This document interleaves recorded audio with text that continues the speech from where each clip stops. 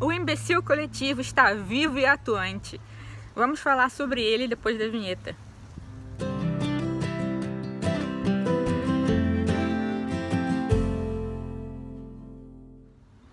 Hoje eu vim fazer resenha do livro A Longa Marcha da Vaca para o Brejo, também conhecido como Imbecil Coletivo 2. Ele é do professor Olavo de Carvalho e ele faz parte dessa série do Imbecil Coletivo, que por um lado é bom que seja uma série, porque são livros excelentes. Por outro lado, é triste porque a gente vê realmente quanto poder o Imbecil Coletivo conseguiu no Brasil. Mas fazer o quê, não é? Bom, o livro, ele segue aquele roteiro do primeiro Imbecil Coletivo. Ele vai comentar sobre as várias imbecilidades que a inteligência brasileira publica em jornais, revistas, livros. E ele vai também questionar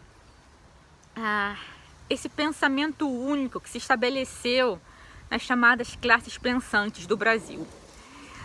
Mas o diferencial aqui no Imbecil Coletivo 2 é que ele vai dedicar bastante espaço a um caso específico que aconteceu em 97. Assim, para quem não sabe, a primeira edição do livro foi publicada em 98 e em 97 houve um caso que eu particularmente nem conhecia, de 3 estudantes da PUC que publicaram um jornal em que eles criticavam, entre outras coisas, a política de cotas raciais.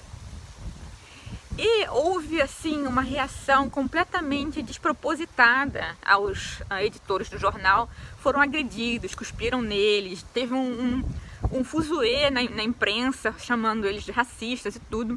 E o professor Olavo, ele vai dedicar uma boa parte do livro para comentar esse absurdo. Inclusive no final também ele vai dar espaço para outros pensadores comentarem esse caso. Eu particularmente teria tirado esses outros pensadores do livro, não que eles estejam falando alguma besteira, não, mas assim, o professor Olavo é muito melhor, ele tem um estilo que eu pessoalmente aprecio muito mais. E assim, ele falou bastante sobre o caso, então eu achei que esses comentários dos outros intelectuais não fariam muita falta se tivessem sido deixados de fora do livro, mas é apenas minha opinião. Eu acho também que o professor Olavo dedicou assim, muito espaço para esse caso específico. Eu teria diminuído um pouco a parte do livro que trata desse assunto. Embora, como sempre, os comentários do professor Olavo sejam riquíssimos e tem muito o que pensar. O resto do livro, ele vai seguir aquele formato que a gente conhece dos livros do professor Olavo. São vários artigos falando sobre uma variedade de temas, mas assim, o ponto central é realmente essa intelectualidade burra que já naquela época, já no fim dos anos 90, tinha se apoderado dos meios de comunicação, das universidades, de tudo. E uma questão que aparece muito no livro, fazendo a ligação com esse caso da PUC, é a questão do racismo. E o professor Olavo vai comentar como é que esses grupos de pressão estavam distorcendo a questão sobre o racismo no Brasil. Ele vai comentar, por exemplo, que existe toda uma retórica de chamar para o debate, não, vamos discutir a questão, por exemplo, das cotas, a questão do racismo no Brasil, mas apenas um tipo de opinião é considerado aceitável. Qualquer outra coisa que se diga, ainda que não seja racista, já é considerada racista.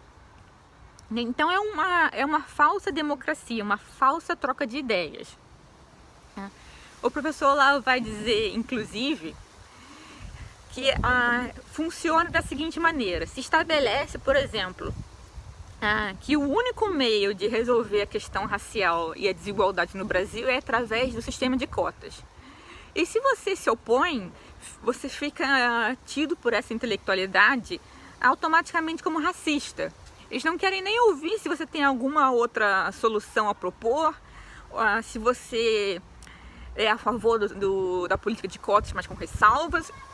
Se você existe esse discurso, existe um racismo assim estrutural no Brasil e existem muitos racistas, e você discordar disso te garante automaticamente o rótulo de racista, o que confirma a teoria de que existem muitos racistas no Brasil e racismo estrutural. Vocês estão entendendo? O argumento, se é que a gente pode chamar isso de argumento, é estruturado de tal forma que ou você concorda com tudo que está sendo dito ali pela inteligência, ou você é racista, o que confirma que eles tinham razão e que existe muito racista no Brasil. Vocês estão entendendo? E o professor Olavo, ele vai criticar esse sistema de coisas com aquele bom humor que a gente já conhece, que a gente realmente gosta muito. É um dos... Não dá pra dizer que...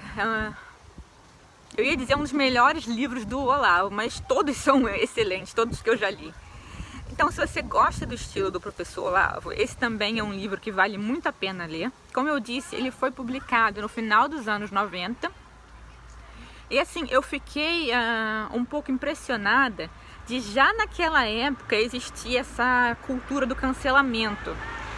Eu vejo assim que as coisas não mudaram muito de lá pra cá. A única diferença foi a amplitude que isso tomou. Antigamente as pessoas eram canceladas na mídia tradicional e para você se defender você tinha que também ter acesso à mídia tradicional. Hoje em dia a internet está aí, as pessoas podem ser canceladas à torto e à direito, mas pelo menos você também tem um acesso mais democrático a esses meios para você poder se defender. Mas assim, que a situação já no final da década de 90 estava tão ruim, me surpreendeu um pouco. Certo? Se você já leu o Imbecil Coletivo 2, comenta aqui abaixo o que você achou, que eu quero muito saber. Se você tem livros similares para indicar, não precisa necessariamente ser do professor Olavo, tá? Pode ser de outro autor. Comenta aqui abaixo também, que eu quero saber. Não se esquece de deixar o seu joinha e de compartilhar o vídeo, porque é assim que o canal cresce, tá?